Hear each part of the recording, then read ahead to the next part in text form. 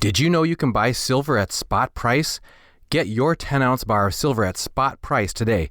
Go to sdbullion.com/RP. Not only will you be buying silver without any premium, you'll also be supporting the independent media. Reluctant Preppers gets a small commission when you take advantage of this special offer, going to sdbullion.com/RP.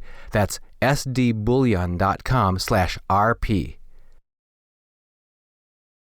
As a responsible person with growing concerns for your privacy and personal liberty, you want to know where we're headed and what you can do about it. We ask the experts what you need to do to take prudent and responsible action to safeguard your family's wealth and well-being, and what basic first steps will help you to be aware and prepared. ReluctantPreppers.com. Welcome back, Reluctant Preppers. We have a returning guest today, Galen Lehman, CEO of Lehman's Incorporated, the great off-grid supplier of electric-free living supplies and all kinds of materials for self-sufficiency and self-reliance, who's been supplying people out of their home base in Kidron, Ohio for over 60 years, is back with us again here on Reluctant Preppers. Galen, thank you for joining us again here on Reluctant Preppers. Glad to be here. The last time we had you on, you talked about how to get heat when the furnace is out, and tonight we have a related topic, how to get lights when the lights are out. And a lot of people, your sister, when she was on, talked about the not only the practical and life impact of needing light, but also the emotional impact on lowering the stress level on people in emergency situations. So we know that there's a high value. In fact, people don't even necessarily talk about the electric power being out. They talk about the lights being out because that's the first and main thing that they'll notice. So you spoke with us a bit last time about Aladdin kerosene lanterns, and we have that on our previous video. We'll link to it from this one so people can reference that. But we wanted to have you back on to talk to us more broadly about what are options for people to make sure that they have preparedness steps ready so that if they lose their electric power, they can still provide the light they need to run their lives and their family. So if you could start us off with what you consider kind of the range of options that are most reliable and most practical for people. Right. So what our perspective always comes out of our roots serving the Amish, and so our focus is on old technology and proven technology, things that people can rely on without a lot of technical knowledge. And so as a result, most of our products run on kerosene, and our greatest expertise is in kerosene lighting. But before we get to kerosene, I'd like to talk just a little bit about LED. LED is very popular now, and for some people it may be a good choice. The challenge is that it's very battery dependent. And for that reason, and because of the short shelf life of batteries, and because they can't be replaced, when they wear out, they're done. And when there's not a ready supply of fresh batteries, you're kind of stuck. For those reasons, we have kept our focus on kerosene despite the rise of LED. There is one thing, though, that comes in really handy, and that is a hand crank flashlight. It's portable. It's not a whole lot of light output. It's not extremely powerful, but it's portable, and you can always rely on it because all you got to do is crank it up. And we have several models. You can even get them with a radio built in so that you not only have access to light, you have access to information, which is very valuable in a disaster. And what other types of high technology ones might people consider, even though they're not the main ones that you're going to recommend? Another thing, of course, is solar. The challenge there is the size of the investment to have anything reliable. And once again, to have light at night, you have to be reliant on your battery, your stack of batteries. And when those batteries wear out, then you're stuck. So shifting then to your main line of kerosene lighting, last time you spoke to us about Aladdin lanterns, and we'll include some of the photos that you sent us about those so people have a visual image to relate to on that. And again, you were talking about, can you talk to us a little bit about the reliability, the amount of light you can get out of those, how long they can run on a fuel fill, that sort of thing? Right. So the key thing about a kerosene light is the fuel, the kerosene. And the first question people have about kerosene is how can it be stored? So you can go to the gas station and buy kerosene, and that's a good option. If you buy it that way, make sure you put it in a sealed container and that has opaque sides, so the sunlight can't get to it. The sealed container filled about as full as you can get it, so there's no trapped oxygen inside the container, and opaque sides is a way to get long-term fuel storage. If you don't want to go to the gas station, which sometimes the quality of the fuel there is a little bit suspect, you can also buy it at a higher price, already packaged in sealed containers where you know the quality of the fuel is extremely high. You can get that. You can get it at the gas station for $3-4. You can buy it in sealed containers in a gallon size for like around 20 or less. A 5-gallon around $50 or less, and a 55-gallon for usually less than $400. Plus shipping could be a factor on that one. So once you have that supply of fuel in a dark, opaque sided container that has been sealed and is nearly full, so there's very little trapped oxygen, you're talking about fuel that can be stored for, what they say officially is 12 months to 5 years. What I have learned from talking to people that have stored fuel is as long as a decade, that fuel is still good, still burns fine, still has no odor. And that type of fuel storage that's a big deal, because now you've got access to light and heat if you're using a kerosene heater that will last and last and last. Okay, and then back to the actual devices themselves. Some people might be concerned about the safety aspects of having a live flame in their home. I mean, we've heard stories of, somebody, the cow kicked it over and burned the barn down kind of thing. But what are some basic considerations when using kerosene lanterns? I think the key is to make sure that you're monitoring it. It is an open flame. You can't just let it burn and leave the room. If you're monitoring it, you're keeping it away from children and away from pets. It's the risk of tipping goes way down. The risk of tipping is one factor. Another factor is to make sure you have good ventilation if you're using it in an underground room or a room with almost no infiltration of air, like in a modern home where they wrap them in plastic. Yeah, ventilation can be a factor. So you want to make sure you have a source of fresh air. When the fuel is burned with a ready source of fresh air, it doesn't produce carbon monoxide in any significant quantity. The carbon monoxide begins to form when there's inadequate ventilation, and usually there's a big increase in odor. So when you have that big increase in odor, or when you're experiencing symptoms of carbon monoxide poisoning, that is when you need to make sure you've got adequate ventilation. It may mean cracking a window, or it may mean providing some ready source, but as long as you have adequate ventilation and there's no risk of tipping, kerosene lights are very safe. What a lot of people don't know is that flash point on kerosene is quite high.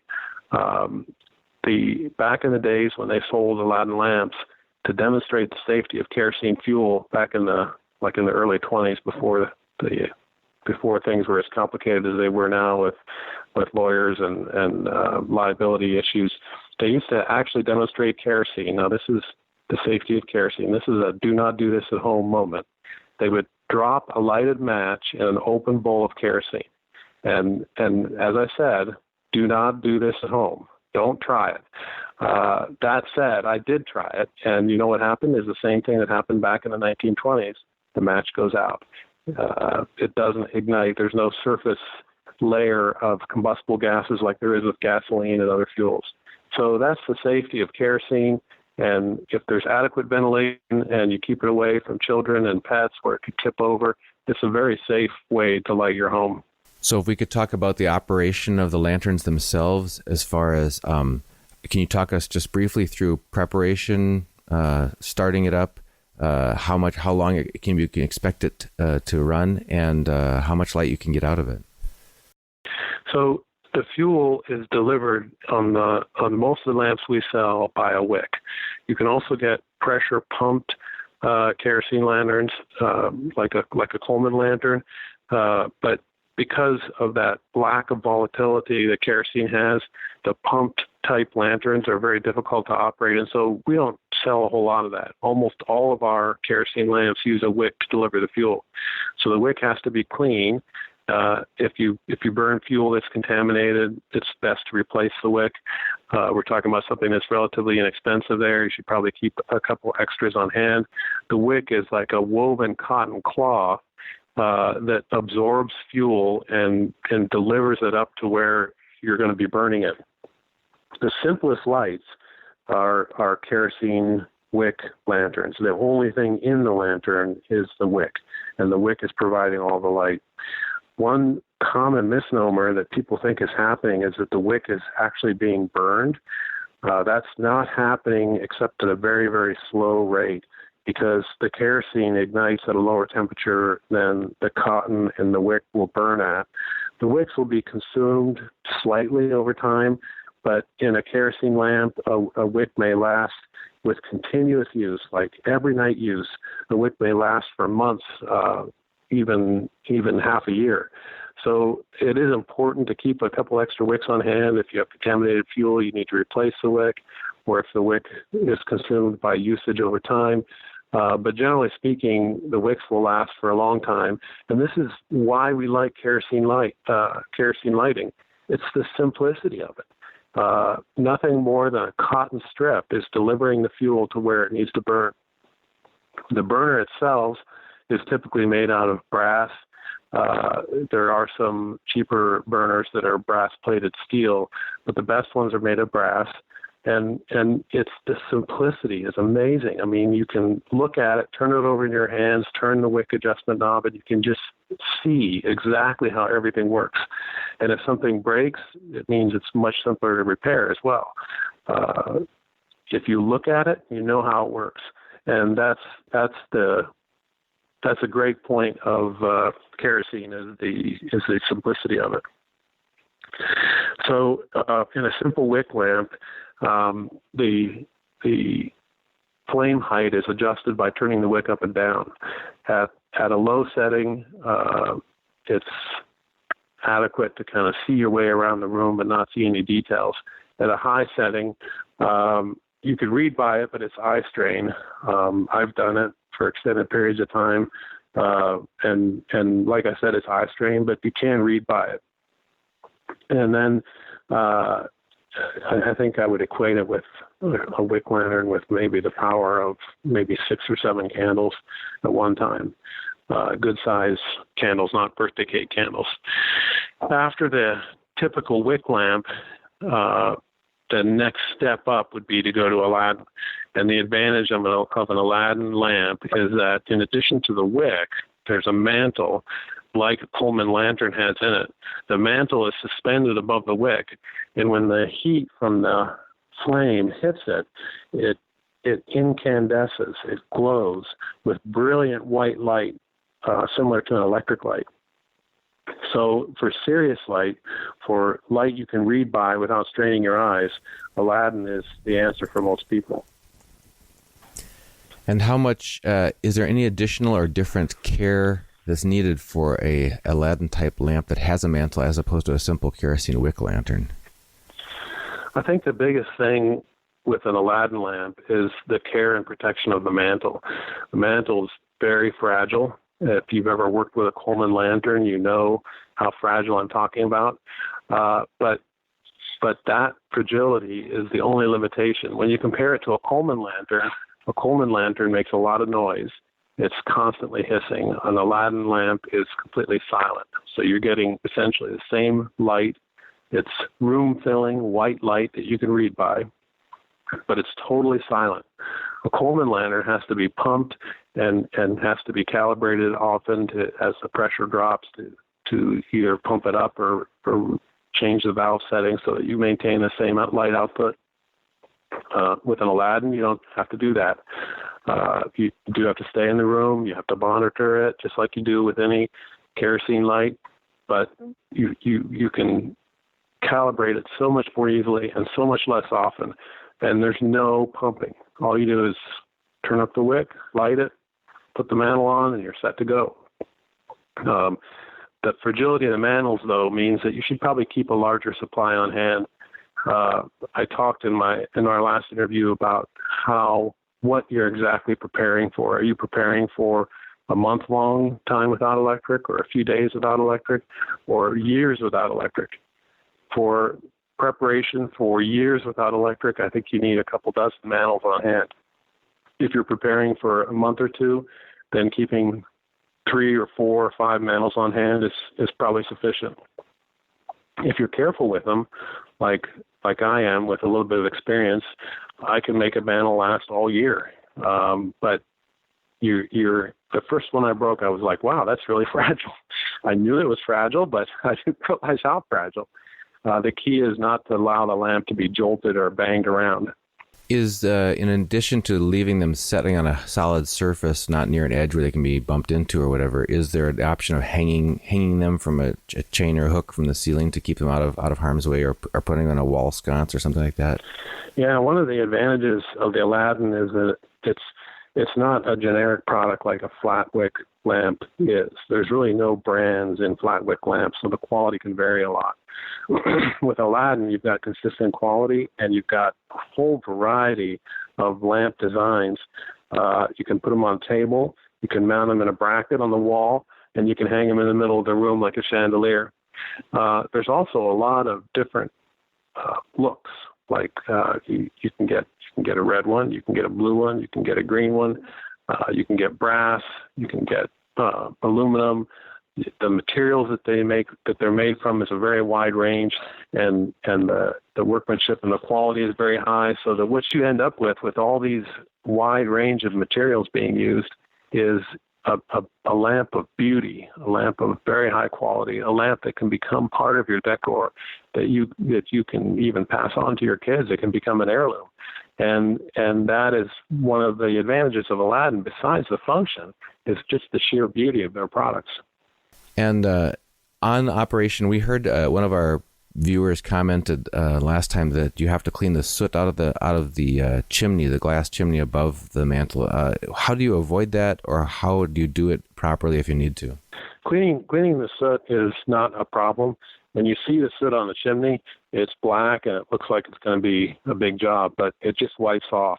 So what I've done is just taken a rag on the end of a fork or some kitchen utensil that I just push the rag up through the chimney. If the soot is burned on severely, you can use Windex or any kind of glass cleaner to get it off.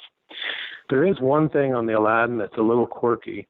As the lamp warms up, the fuel gets warmer as well and becomes and gets to where it flows more easily. It gets less viscous. It gets more runny. And that means that the lamp begins to get a little bit brighter. In addition, as the air going through the lamp becomes warmer, it rises faster and flows through the lamp more, providing the lamp with more oxygen. So when you first light them, you need to have them set at about half of normal brightness. And over the next 20 minutes or so, the lamp will reach full brightness on its own. If you make a mistake and go too high in the beginning, as the lamp gets brighter, it can get a kind of flame that comes up through the mantle, and this is not something that you want. For one thing, it makes odor and smoke. For another thing, as that flame rises up through the mantle, it leaves a carbon buildup on the mantle itself in addition to the inside of your chimney. That carbon buildup on the mantle makes the mantle turn black, and then the mantle won't show light like it used to. And a lot of people that are inexperienced will look at that and say, oh, the mantle's ruined. That's not actually the case. If you turn the flame down again, the carbon on the mantle will burn off and the mantle will return to normal function. But this issue of the lamp getting brighter on its own is a big part of why you need to monitor the lamp, especially in the early stages. Now, the light level can change if conditions in the room change, if there's a draft or something like that. So it has to be monitored all the time, but it especially needs to be monitored during the first 20 minutes while the lamp is still warming up, because the light output will change significantly. And you don't want that flame up condition because of I've seen in severe cases, where the flame is coming up above the top of the chimney. It can be frightening. And you don't want that, and that's why it's very important to monitor the lamp and this is specifically the Aladdin lamp that does this. It has to be monitored during the first 20 minutes or so that you're using it. Any other considerations that any other long-term care other than finally changing out the wick once a month or whenever it finally is consumed over a long period of time, or changing out the lamp? When do you know it's necessary to change out the mantle? It's basically crumbles, it falls apart. You'll see that it's just not working properly. Yeah, it'll crumble or tear. That's your key on the mantle. The wicks, when you get to the place where you can't turn the wick up anymore, and there's no, it has a long tail that hangs down in the tank. That tail begins to draw up. That's when you know that it's time to replace the wick. What we would recommend keeping for a month to 2 month long disaster, we're talking a significant kind of really a bad disaster, but not a lifelong disaster. What we recommend keeping for that is an extra chimney, a couple extra wicks, and if you have an Aladdin, 4 or 5 extra mantles. That would be like over-the-top preparation. And then keep maybe 5 gallons of kerosene. I think on a simple wick light, you can expect to burn maybe 2 quarts a night. That would be, I'm talking, being extra prepared. So that tells you how much kerosene you should store depending how long of a disaster you're preparing for. With an Aladdin, you burn about 1 quart a night. And again, this is with constant use every night. So then the other thing to keep on hand is the fuel, of course. Any other considerations that we haven't asked about how to get light when the electricity is out? Just remember that light is one of the things you're going to want. You can get by without it. It's not like water or food. You can't get by without those. But if you're in a place where, like in the winter, where it gets dark early, those nights are very, very long without light, and so much more pleasurable when all of you can gather around a light, and you can play games, you can read. Time goes much faster. Well, Galen Lehman, CEO of Lehman's Hardware, thank you so much for joining us again on Reluctant Preppers. We'd love to have you back again, or one of your associates there, to talk about how to get water when the tap won't run. We're glad to help, and it was a joy talking with you.